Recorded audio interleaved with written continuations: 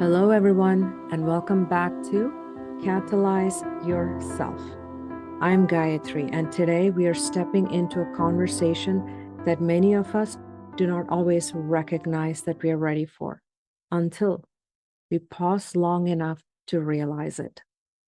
We are talking about the quiet truth that every single moment of our lives, we are shaping the reality that we live in because every day, the permission that we give our surroundings through the thoughts we follow, the choices we repeat, the boundaries we hold, and the messaging we give and receive, we are building our reality.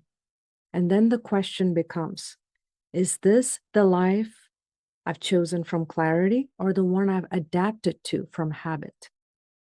Most of us, and it would not be a stretch to say, pretty much all of us, are not handed a blank canvas when we start out. We are born into families, traditions, cultures, stories.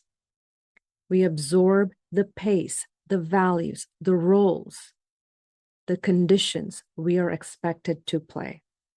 And somewhere in that process, without meaning to, we start constructing a reality that reflects what we have learned and, in many cases, other people's comfort instead of aligning with our own selves. We don't always notice it at first, but over time, we start to recognize the tension, the quiet gap between the life we are in and the one that is actually feels like ours.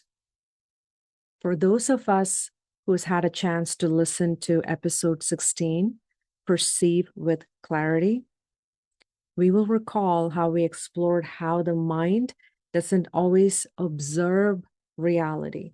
It filters it. It interprets it.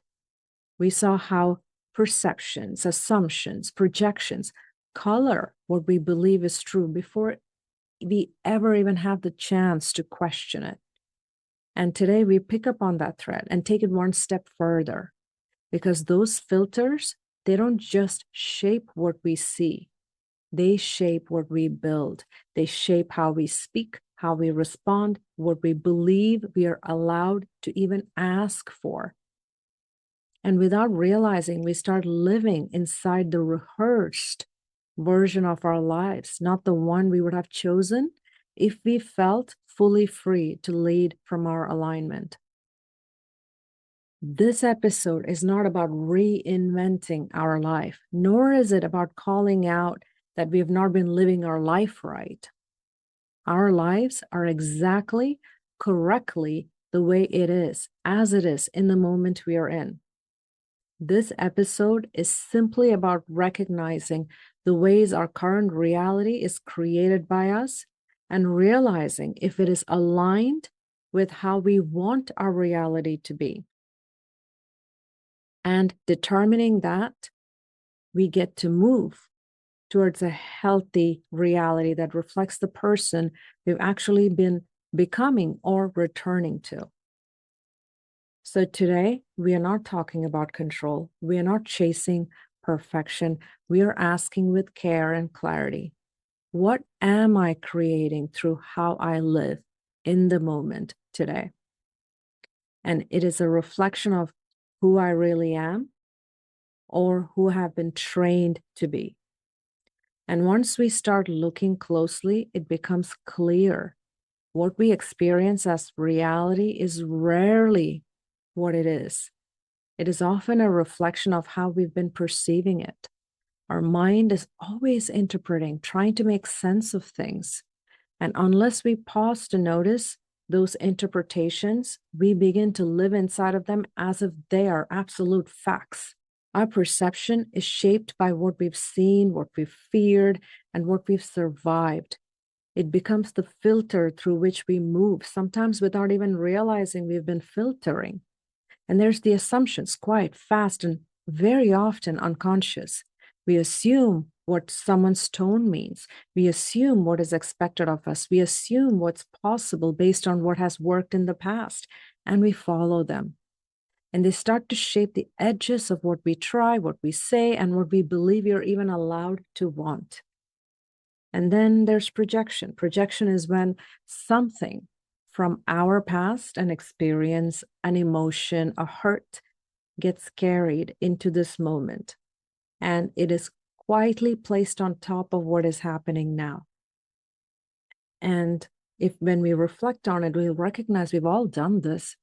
We expect someone else to dismiss us because somebody else has done it in the past. We hold back from a new opportunity because we remember what it felt like to fail.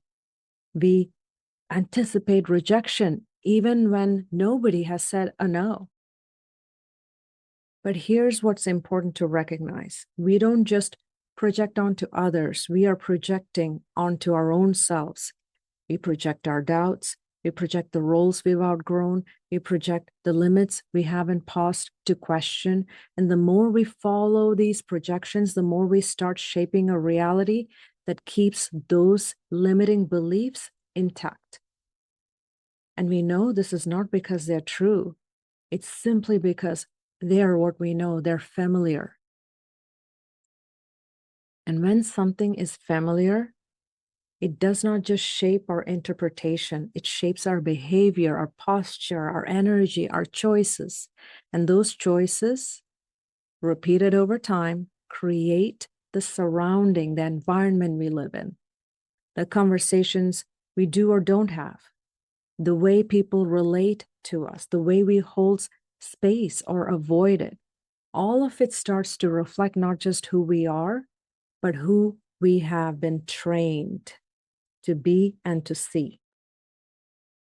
This is why self-awareness isn't about self-analysis. It is about noticing what we've been carrying into the moment.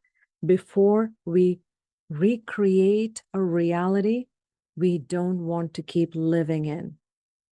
So as we keep going, we are not asking, how do I control what's happening around me? We are asking, what am I bringing into this moment from memory, from narratives I've been told, from stories, from assumptions that's shaping what I believe is possible right now? And that is where the creation of our reality begins. When we talk about creating our reality, we're not talking about scripting our future. The fact remains the only moment that can make a difference in our life is our current moment. We can take the wisdom from our past and our vision for the future into perspective, absolutely. Yet the only moment that can make a difference for our future is our current moment. So when we are talking about our reality, we are talking about something more honest and more sustainable. We are talking about how we live in the moment today, how we show up in conversations today, how we respond to discomfort at this moment today, how we choose in those small moments now that no one else may see. Because that's where our reality is shaped, in the patterns we repeat and what we choose. And this is one of the realizations that added to the shaping of my SIRE model. The SIRE model wasn't something I just sat down one day to create. It emerged from years of noticing, of walking with clients, friends, myself through moments of uncertainty, pressure, and change, of walking with myself through patterns that I had to name, break, and learn how to reform, repattern, relearn. It came from watching how often we know what matters to us, but we get pulled off course because we didn't have a steady way to stay with ourselves when things got difficult, loud, fast, confusing, unclear. And over time, I started to see the same elements showing up again and again as ways of being. Not to be perfect, but to protect the integrity of who we are and what we are building. Because without that integrity, we don't create our reality, we repeat someone else's. Self-awareness helps us notice the moment when we have left ourselves, when we are about to say yes out of guilt, when we are about to shrink back into a version of us that keeps the peace, when we are reacting from a story that's no longer true, but still familiar. And we know this. Awareness does not fix it. It simply takes away the mystery of it. And what we are aware of, what we've brought to light, we can now choose to do something about. And that is where clarity begins. Self-inspiration reminds us why we are doing the work in the first place. Not to prove, not to achieve, but to live in alignment with what actually matters to us.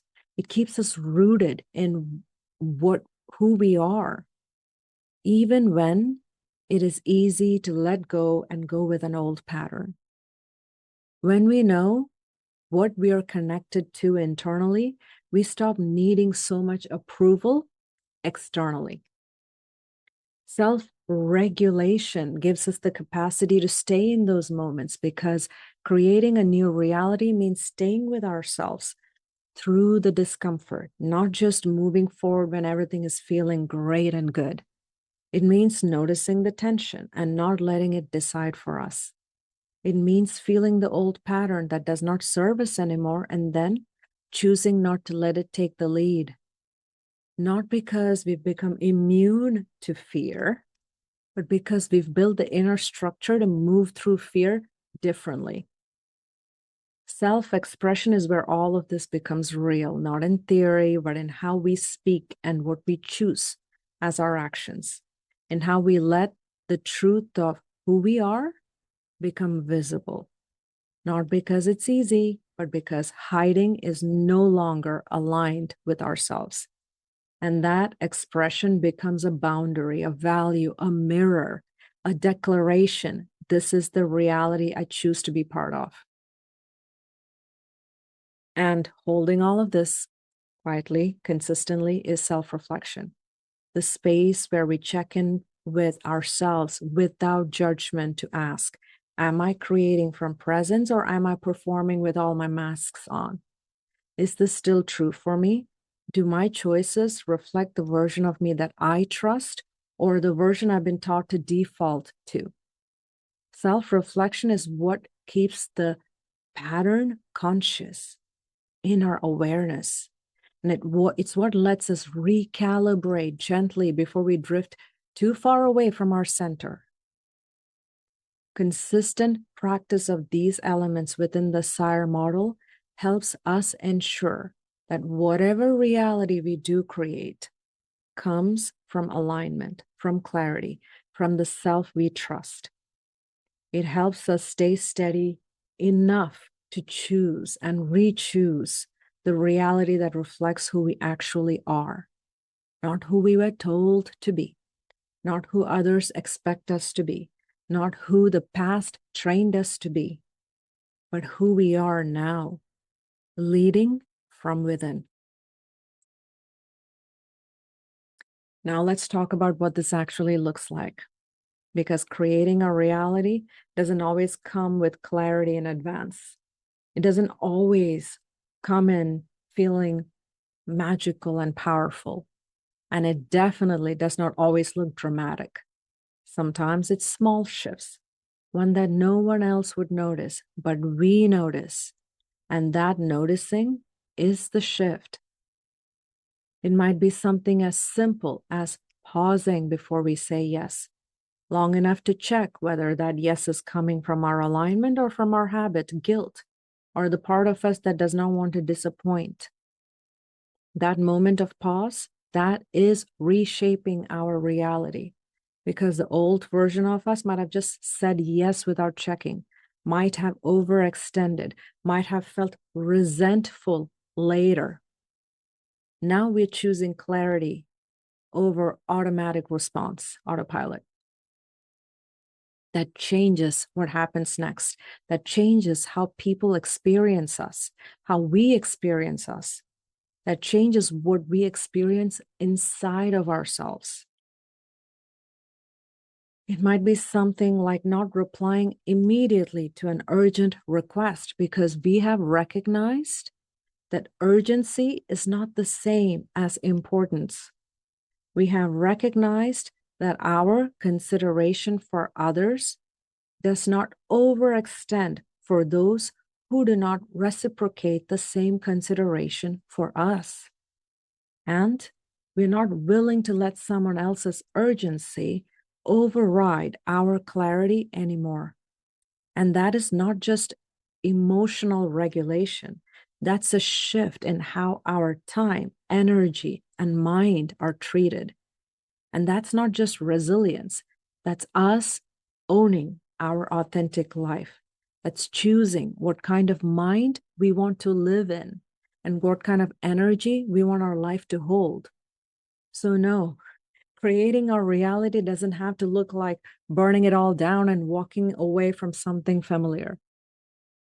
It's just simply when we speak more honestly, we pause more often, we stop explaining ourselves to be more likable, we let our no mean a no, our yes come from presence, we let ourselves rest before we reach the point of depletion, we stop apologizing for needing space, we stop shrinking to maintain comfort, and we stay with ourselves, with our truth, with the version of us that has been waiting to be trusted.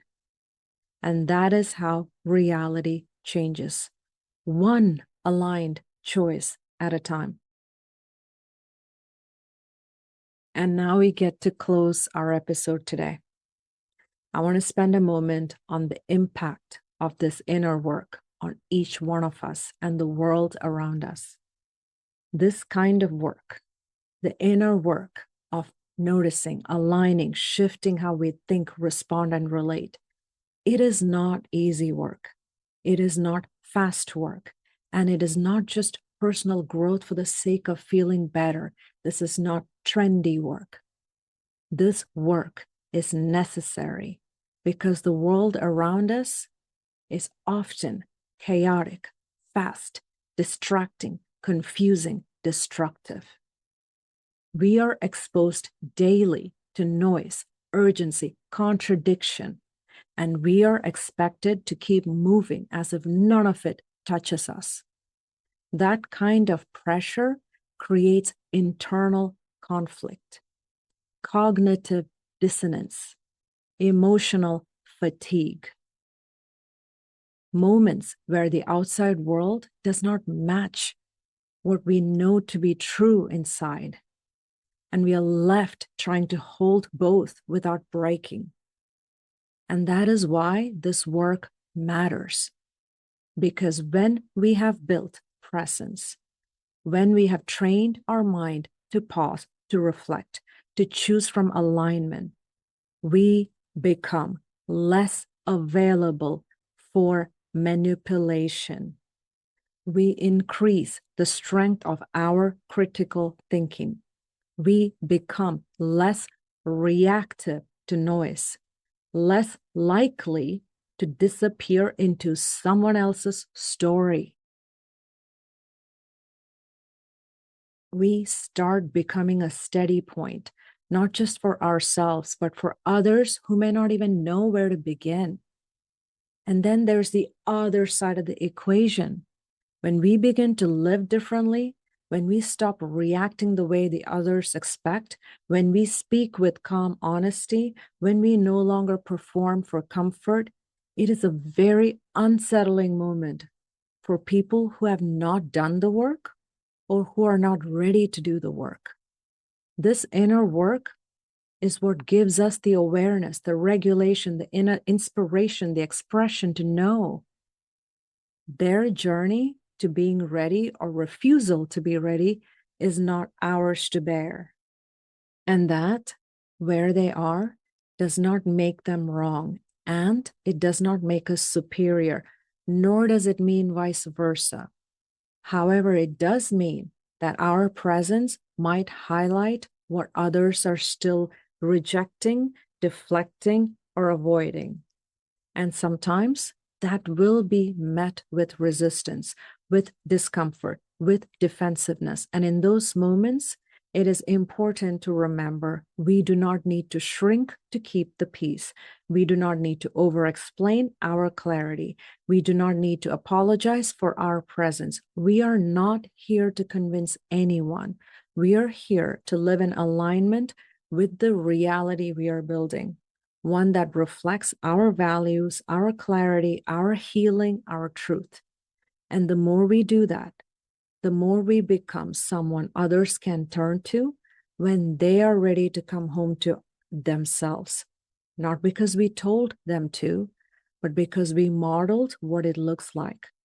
That's the quiet leadership within each of us that begins long before titles and roles.